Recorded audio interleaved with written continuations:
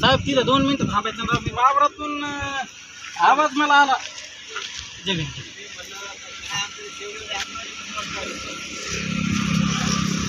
बोलवत आहे.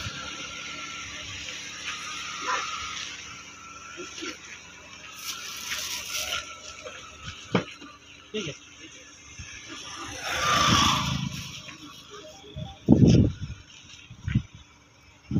पंजाबराव डकच निवडून येणार काय त्यांचं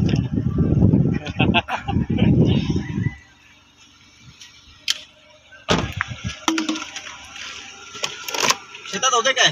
हो सर, नांगरणं चालू आहे सर. बरं आशिष सर ट्रॅक्टर आहे ना. लय तळमळे बाबा.